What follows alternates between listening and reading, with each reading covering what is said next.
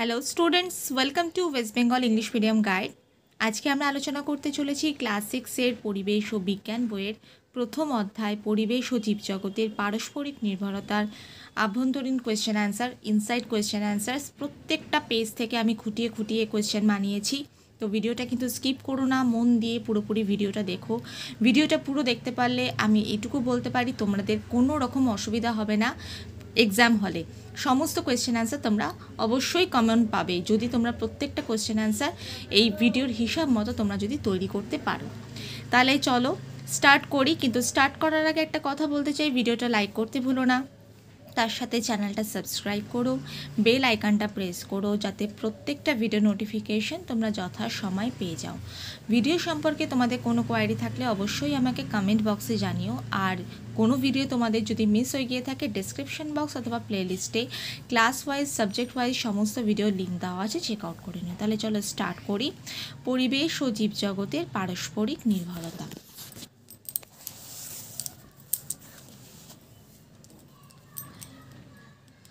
মানুষ কী কী কারণে গাছের ওপর নির্ভর করে? মানুষ খাবারের জন্য, ঘরবাড়ি তৈরির জন্য, প্রতিদিন ব্যবহার করা হয় এমন জিনিস তৈরি করার জন্য, জামা কাপড় তৈরি করার জন্য, এছাড়া অন্যান্য বিভিন্ন জিনিসের জন্য গাছের ওপর নির্ভর করে থাকে। প্রাণীরা কী কী কারণে গাছের ওপর নির্ভর করে? প্রাণীরা খাবারের জন্য, বাসা তৈরি করার জন্য ও অন্যান্য প্রয়োজনে গাছের ওপর নির্ভর করে থাকে।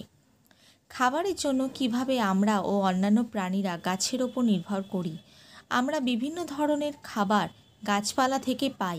এছাড়া কেবলমাত্র গাছপালা নয়, প্রাণীদের কাছ থেকেও আমরা খাবার পেয়ে থাকি, যেমন গরু বা ছাগলের দুধ অথবা মুরগির মাংস। আবার এই গরু, ছাগল ও মুরগিরা নিজেদের খাদ্যের জোগান করে থাকে এই গাছপালা থেকেই। মুরগি বা অন্যান্য প্রাণীরা যে পোকামাকড় খায় তারাও গাছপালার কোনো না কোনো অংশ খেয়ে বেঁচে থাকে। এইভাবেই খাবারের জন্য আমরাও অন্যান্য প্রাণীরা গাছের ওপর নির্ভর করি। প্রাণীরা নিজেদের আশ্রয়ের জন্য কিভাবে গাছের ওপর নির্ভর করে? পাখিরা গাছের শুকনো ডাল, পাতা এইসব দিয়ে বাসা বানায়। কোনো কোনো পাখি গাছে বাসা না বানিয়ে বাড়ির ঘুলঘুলিতে, কড়ি বর্গার ফাঁকে বা বাড়ির আনাচে কানাচে গাছের ডালপাতা দিয়ে বাসা বানায়। কোনো কোনো প্রাণী আবার গাছে না বাসা বানিয়ে কেবল আশ্রয় নেয় গাছের ডালে, গাছের কোটরে। এইভাবেই প্রাণীরা নিজেদের আশ্রয়ের জন্য গাছের ওপর নির্ভর করে। পাহাড়ি অঞ্চল বা যেখানে ভূমিকম্প হয় এমন জায়গায় কী দিয়ে বাড়ি তৈরি হয়? কাঠ দিয়ে বাড়ি তৈরি হয়। আগেরকার দিনে বাড়ি তৈরি করার সময় ছাদের কড়িবর্গা কী দিয়ে তৈরি হতো? কাঠ দিয়ে। কাঠ দিয়ে কী কী জিনিস তৈরি হয়? কাঠ দিয়ে কড়িবর্গা, চাষের কাজে নানা জিনিসপত্র, জাহাজ বা গরুর গাড়ির চাকা, চেয়ার, টেবিল, খাট, ঘর সাজানোর নানা রকম শৌখিন জিনিসপত্র তৈরি হয়। সুতির জামাকাপড় কী দিয়ে তৈরি হয়? তন্তু দিয়ে, যার আরেক নাম কার্পাস। দড়ি কী দিয়ে তৈরি হয়? তন্তু দিয়ে, যেমন নারকোল দড়ি, সুতলি দড়ি। চটের বস্তা কী দিয়ে তৈরি হয়? পাটের তন্তু দিয়ে। আমরা কাগজ কোথা থেকে পাই? গাছ থেকে। বই খাতা বাঁধাই করতে আমরা কোন আঠা ব্যবহার করি? গদের আঠা। রজন কী কাজে লাগে? কাঠের জিনিসকে পালিশ করে চকচকে করার জন্য রজন লাগে। রজন কোন গাছ থেকে পাওয়া যায়? পাইন বা শাল গাছ থেকে। রবার কি? বটগাছ থেকে একটা পাতা বা ডাল ভাঙলে সাদা দুধের মতো চটচটে জিনিস বের হয়, একেই রবার বলে। এটি গাছের বজ্র পদার্থ।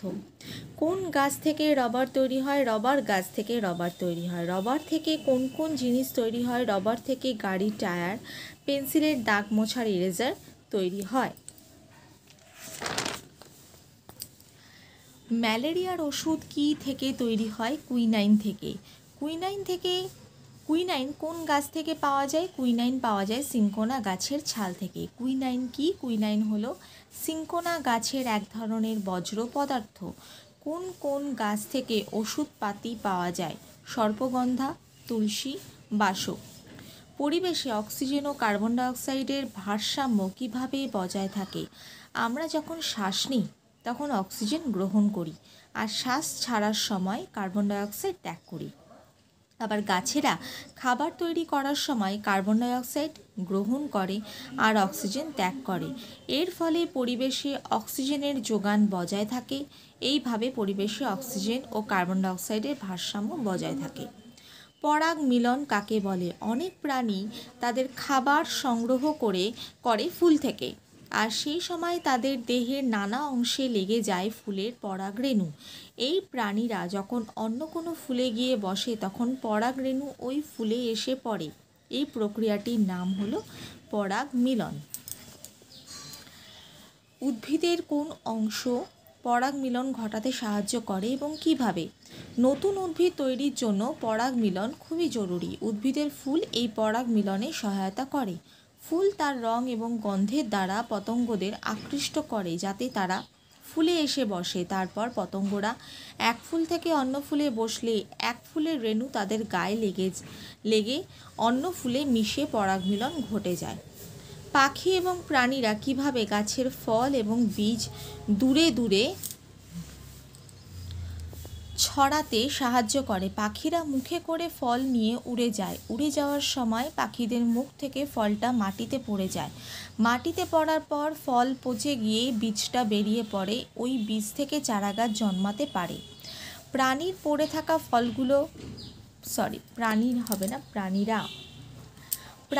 পড়ে থাকা ফলগুলো খায়, কিন্তু ফলের বীজগুলো হজম করতে পারে না। ফলে ওই বীজগুলো তাদের মলের সঙ্গে বেরিয়ে আসে।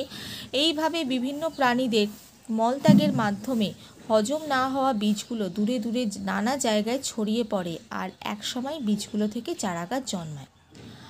চোর কাটা কি? এই ফলগুলো কিভাবে এক জায়গা থেকে অন্য জায়গায় ছড়িয়ে পড়ে? চোর কাটা এক জাতীয় ফল। আমাদের জামা কাপড় বা অন্যান্য প্রাণীদের গায়ে লেগে এই ফলগুলো এক জায়গা থেকে অন্য জায়গায় ছড়িয়ে পড়ে। অ্যাজোলা থাকলে জমিতে সার দিতে লাগে না কেন? অ্যাজোলা এক ধরনের পানা। এদের পাতার মধ্যে এক ধরনের ব্যাকটেরিয়া আছে যারা বাতাসের নাইট্রোজেনকে বেঁধে ফেলতে পারে। তাতে অ্যাজোলার উপকার হয়, কারণ সারের জন্য নাইট্রোজেন লাগে, আর অ্যাজোলা তার পাতায় ওই ব্যাকটেরিয়াকে থাকবার জায়গা দেয়। এতে দুজনেরই উপকার পায়। মিথজীবিতা কাকে বলে? প্রকৃতিতে দেখা যায় দুটি জীব একে অপরকে সাহায্য করে বেঁচে আছে। প্রকৃতিতে এই ধরনের সম্পর্ক যেখানে দুই বা তার বেশি জীব একে অপরকে সাহায্য করে বেঁচে থাকে সেটাই হলো মিথজীবিতা। যেমন গো, বক এবং গরুর মিথজীবিতা। গরুরা হাঁটার সময় ঘাসের মধ্যে থাকা নানা পোকামাকড় উড়ে যায়, যা গো বকের খাদ্য। অনেক সময় এরা আবার গরুর গায়ে বসা পোকাদেরও খায়। সাগর কুসুম ও ক্লাউন মাছের মিথজীবিতা বর্ণনা করো। ক্লাউন মাছের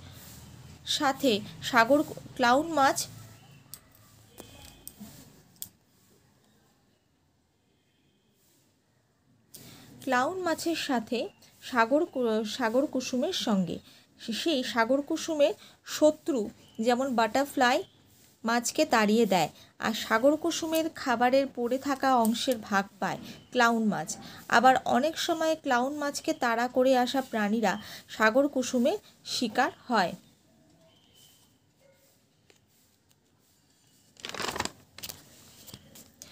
পিঁপড়ে আর জাপ পোকার মিথজীবিতা বর্ণনা করো। জাপ পোকারা গাছের শর্করা সমৃদ্ধ রস শোষক করে শর্করা সমৃদ্ধ বজ্র ত্যাগ করে। এখানে শোষক হবে না, এটা শোষণ হবে।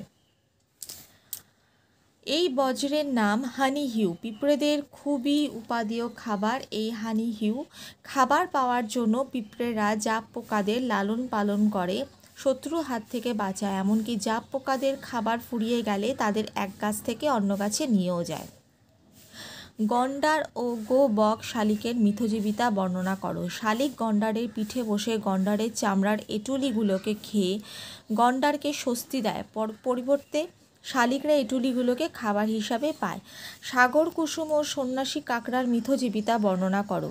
সন্ন্যাসী কাঁকড়ার পেটের অংশটা নরম, তাই সে বাসা বাঁধে কোনো মৃত সামুদ্রিক প্রাণীর খোলসে, আর সন্ন্যাসী কাঁকড়া পিঠে করে বয়ে নিয়ে বেড়ায় সাগর কুসুমকে। সন্ন্যাসী কাঁকড়ার দেহ যখন বাড়ে, সাগর কুসুম খোলস শুদ্ধ সন্ন্যাসী কাঁকড়াকে ঢেকে রাখে। সাগর কুসুম তার বিষাক্ত কোষযুক্ত টেন্টাকলের সাহায্যে সন্ন্যাসী কাঁকড়াকে রক্ষা করে। সন্ন্যাসী কাকড়া খাবারের খোঁজে গেলে সাগর কুসুমও সেই খাবারের ভাগ পায়। শিয়াল কি খায়? শিয়াল ছোট ছোট পাখি, বড় ইঁদুর, ছোট ভেড়াদের একলা পেলে ধরে খায়। খট্টাস কি খায়? বনবিড়ালকে খট্টাস বলে। খট্টাস ছোট ছোট প্রাণী, হাঁস মুরগি খায়।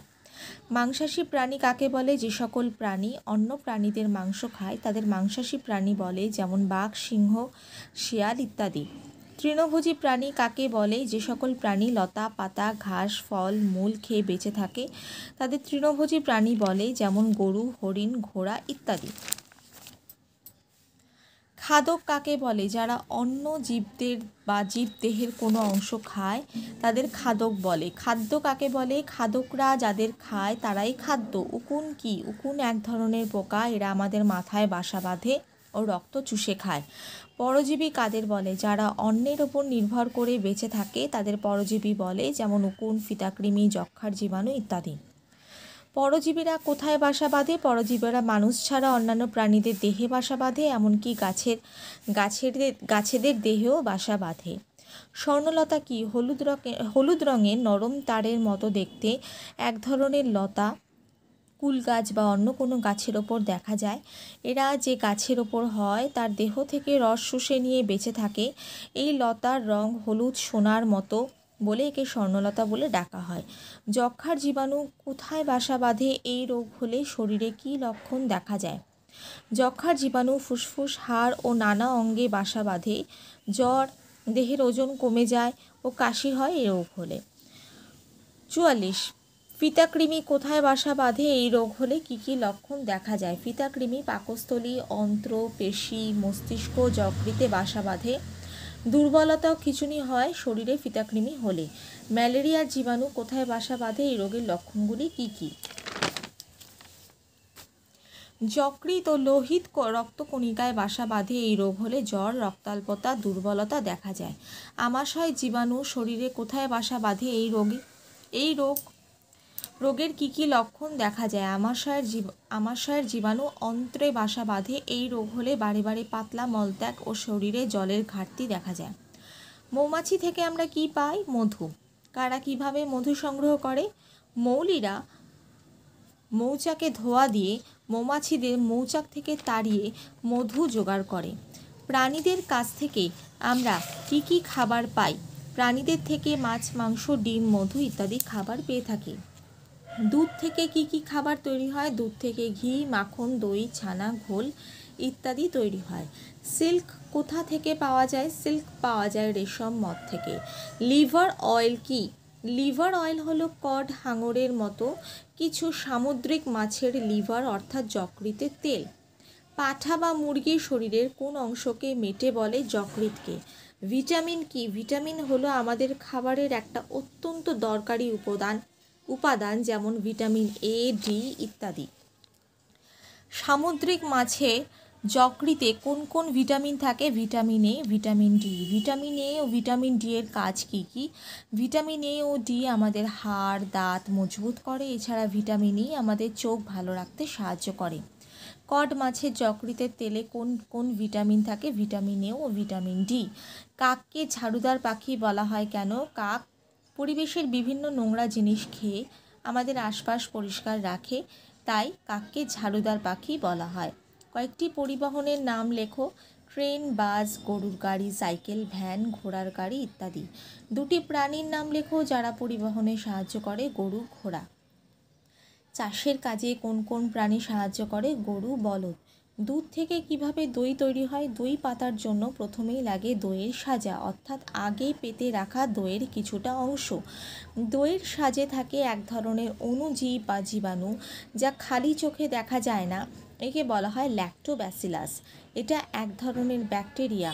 এরা দুধে এক ধরনের অ্যাসিড তৈরি করে, সেই অ্যাসিডটার নাম ল্যাকটিক অ্যাসিড। এইভাবে নানা পরিবর্তন ঘটে দুধ দইতে পরিণত হয়। পাউরুটি তৈরি করতে কি কি লাগে? পাউরুটি তৈরি করতে লাগে ময়দা বা আটা, জল আর ইস্ট। পাউরুটির গা ফুটো হয়ে যায় কেন? পাউরুটি তৈরি করতে লাগে ময়দা বা আটা, জল আর ইস্ট। ইস্ট হলো এক ধরনের এককোষী ছত্রাক ময়দা বা আটায় থাকা শর্করাকে ইস্ট ভেঙে ফেলে আর তৈরি করে কার্বন ডাইঅক্সাইড আর অ্যালকোহল। ময়দা বা আটার মিশ্রণটাকে ফুলে ফেঁপে উঠতে সাহায্য করে কার্বন ডাইঅক্সাইড। পরে ওই মিশ্রণ থেকে কার্বন ডাইঅক্সাইড বেরিয়ে যায় আর পাউরুটির গা ফুটো ফুটো হয়ে যায়। একটি উপকারী ব্যাকটেরিয়ার নাম লেখো। স্ট্রেপ্টোমাইসিস। স্ট্রেপ্টোমাইসিস থেকে পাওয়া দুটি ওষুধের নাম লেখো। স্ট্রেপ্টোমাইসিন, অ্যারিথ্রোমাইসিন।